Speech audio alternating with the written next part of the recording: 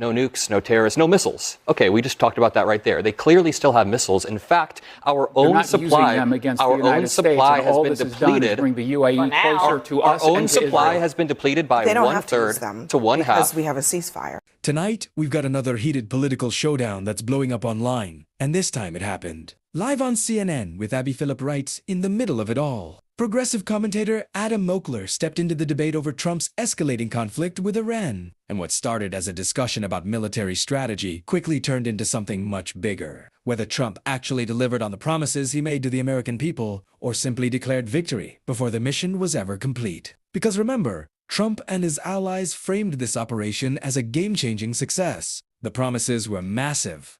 Stop Iran from getting nukes, weaken their missile capabilities, cut off terrorism, maybe even spark regime change. But when Mockler started breaking down the details one by one, the picture became a lot more complicated. Iran's enriched uranium may still exist. Their missile infrastructure reportedly remains largely intact. The IRGC is still in power.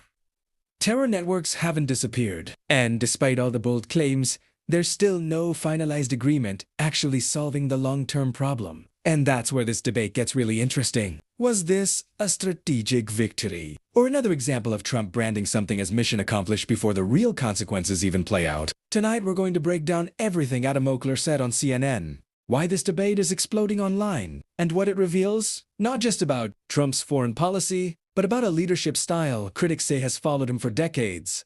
Make huge promises, dominate the headlines, declare success early, and let everyone else deal with what comes next. Watch this closely, because this debate says a lot more about American politics than just Iran. Let's get into it. Tonight, explosive new reporting severely undercutting President Trump's claims about Iran's missile capabilities. According to the New York Times, assessments show that Iran has restored operational access to 30 of the 33 missile sites along the Strait of Hormuz, which could threaten U.S. warships and oil tankers. Only 3 of the missile sites are totally inaccessible. The Times also notes that Iran still has about 70% of its mobile launchers and has retained another 70% of its pre-war missile stockpile. And as the war drags on, even some of the biggest hawks are beginning to lose patience. I don't trust Pakistan as far as I can throw them. If they actually do have Iranian aircraft parked in Pakistan bases to protect Iranian military assets, that tells me we should be looking maybe for somebody else to mediate.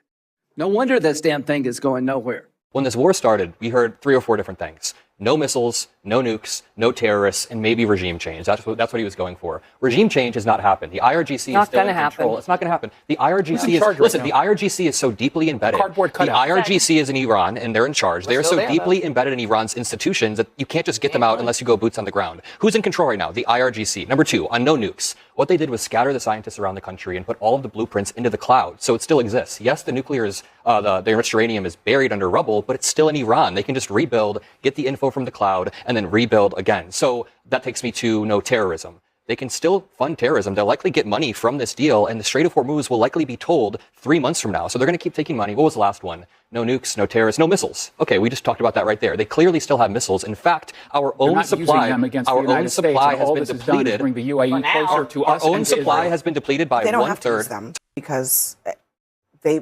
successfully convinced Trump that they're at a negotiating table, and yet it's been a month and there's been no deal. Actually, several of you brought this up. Who are they negotiating with, and what is the actual strategy? The son of Iran's last Shah just spoke earlier, and he says there are too many mixed messages coming out of this White House. Listen. You have to have a clear message. You have to have a clear strategy of aiming for putting an end to this regime, allowing for people to revolt, allowing for elements within the military and security forces to defect and join with the people. All of that has to be coordinated as a coherent strategy. You cannot send mixed signals. On the one hand, say people need to rise, and at the same time say, wait, we are negotiating. It's confusing the hell out of everyone. And you can't rely on it. And like you said, who are we negotiating with? Cardboard cutout, that does not look good for the planet. One of the earliest signs, Elizabeth, eliminated everybody else. But actually, that's exactly what I was going to ask you about, because one of the earliest signs of a potential miscalculation from the administration was that they acknowledged that all the people that they thought they could potentially work with, they had killed.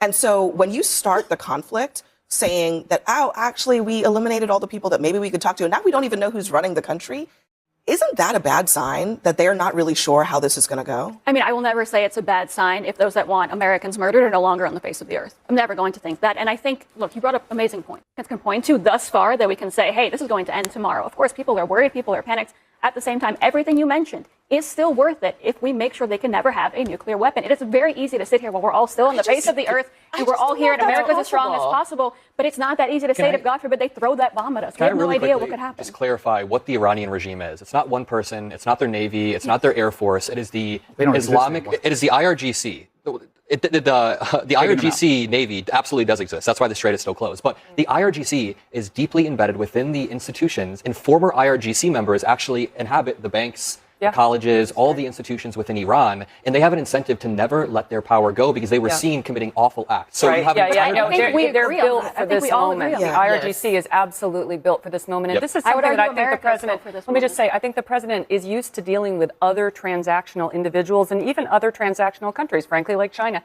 This is an ideology. People have all the time in the world to wait. They'll take all the pain. And one agreement does not kill an ideology. And so even if we come to an agreement and they say we will not build nuclear weapons, the next day they can start again. Why do we celebrate Obama's deal? That's right. I'm not saying Obama's deal was perfect, but at least it's steps forward. What I'm saying is that you're not going to bomb out an ideology unless you eliminate a whole country. And I think we all would say that. What you can do to de-radicalize is oftentimes integrate a country into the global economy. And that's what the nuclear deal did. We integrated Iran. We had oversight in Iran. And it was better than whatever the hell we have. And we delayed their ability to get a nuclear weapon to strike the United States. And Jason, we've talked about this with you on the show for several months now at this point.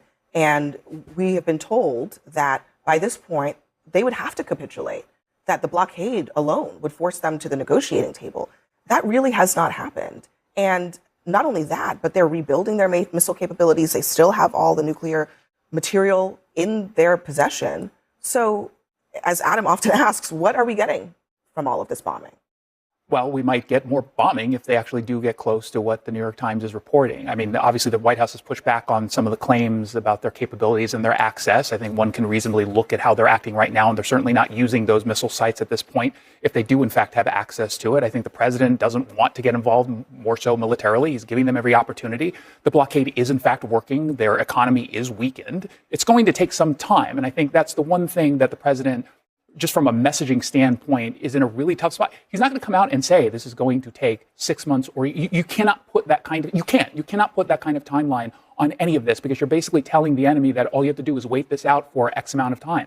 So politically, that puts him in a tough spot. But as I've said, and I do think that this is bearing out as truth, he's willing to take political hits because he thinks what's happening now, the end goal is the right thing. And I agree that the end goal is the right thing. Reasonable, and you've made a very good point about whether or not it's worth it, the pain that the American people are feeling. We should be having that conversation. It's important to have that conversation. He's taken a stance, and now the response is going to be political. The problem is, you said he can't say 6 months or a year, but he did. He said a week. Like everything you're saying he can't do, he already has done, and he's done it incorrectly. And so then that makes people feel confused. And then you get reporting. You hear in June that their stockpile was under rubble. Like, well, just no. He didn't say under rubble. He said it was basically eliminated. Obliterate. Thank you. That reporting doesn't match up. So I think the American people actually agree. You and I agree, and probably everyone at this table, that Iran should not have a nuclear weapon. Yeah. And I think if the president from the very beginning was more honest and said, we're committed to this until the end, and not put premature or unnecessary or just ambitious deadlines that we all knew were false, and said, and you know what, Americans, I need you to go with me on this because you will experience some pain, but I am committed. But he hasn't done that. He said it's fine. One point. Sure, that's what we're here for. So had he said that from the beginning, would any of the reaction from folks on the left, his critics, been any different than what it is now? But at least he would be acting with some integrity and honesty. Right now, if you don't believe in the war, maybe you don't believe in the war, but I think that right now, he's talking out of two sides of his mouth, and so it is much easier for me to be a lot critical of him because he's being inconsistent. But here's the thing. I mean, I think it feels to me like it's a lot simpler than this. You just said that at least he took a stance. Well, it seems like the stance that he took may have been a massive miscalculation. And if that is the case, that's a leadership test. Yeah. Leaders either make good decisions or they make bad decisions. And it's possible that right now we are living through a bad decision and the consequences of it. At the end of the day, this debate wasn't just about Iran. It was about whether bold political messaging is being mistaken for real results. Adam Mockler's main point on CNN was simple. Trump promised no nukes, no missiles, no terrorism, and maybe even regime change. But according to reports, Iran still has nuclear knowledge. Much of its missile capability remains. The IRGC is still in power, and there's still no permanent deal in place. That doesn't automatically mean the operation failed. But it does raise serious questions about whether victory was declared too early. And that's become one of the biggest criticisms surrounding Trump for years, making massive promises, controlling the headlines, and presenting something as a total success before the long-term consequences are fully understood. Supporters see strength and decisive action. Critics see political theater and unfinished business. That's why this debate exploded online. But what do you think? Did Trump actually weaken Iran in a meaningful way? Or was this more about optics than real solution? Drop your thoughts in the comments below. And don't forget to like and subscribe for more political breakdowns and heated debate.